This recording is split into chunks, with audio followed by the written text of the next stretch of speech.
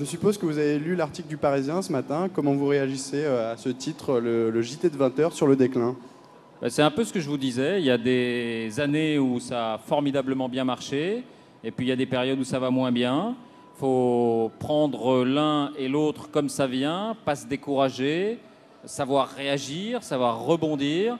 Donc là, c'est vrai que ça fait plusieurs mois qu'on demande une réflexion sur le contenu du journal, qu'on va mener, qu'on va avoir, et on espère bien inverser cette tendance. Ok, une autre question? Enfin, je comprends pas trop cet impératif d'audience à chaque fois. C'est-à-dire qu'en dessous d'un certain seuil d'audience, vous remplissez plus votre mission, qui est quand même de s'adresser à un grand nombre de gens. Ça sert à rien, encore une fois, de faire un journal de très grande qualité si personne ne le regarde. Moi, je parle plutôt de thermomètre.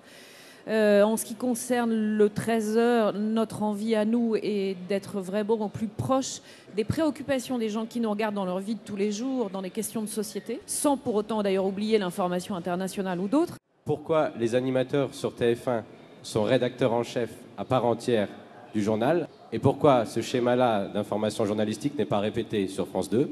Chez nous, c'est la télévision publique. Donc c'est un autre mode de fonctionnement. Dans le privé, vous avez un chef et les autres qui obéissent. Chez nous, c'est pas tout à fait comme ça. Je vois Élise qui sourit. Donc il y a une équipe de 3 personnes, le présentateur et 2 rédacteurs en chef, et c'est un travail plus collégial. Et le journal se fait par ailleurs avec tous les chefs de service. C'est une question, j'allais dire, pardon pour le jargon, mais de culture d'entreprise.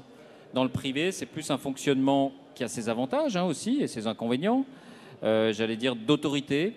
Dans le public, c'est plus un fonctionnement de concertation et de compromis. Nous, pendant qu'on est en train d'écrire notre journal, évidemment, on n'a plus le temps d'aller à ce moment-là dans les salles de montage vérifier ce qui se passe par rapport au reportage. Donc moi, il me semble que ce rédacteur en chef-là est vraiment très important. On ne peut pas à un moment laisser les sujets évoluer en salle de montage sans qu'il y ait un regard extrêmement critique d'un rédacteur en chef qui tienne la ligne du journal aussi.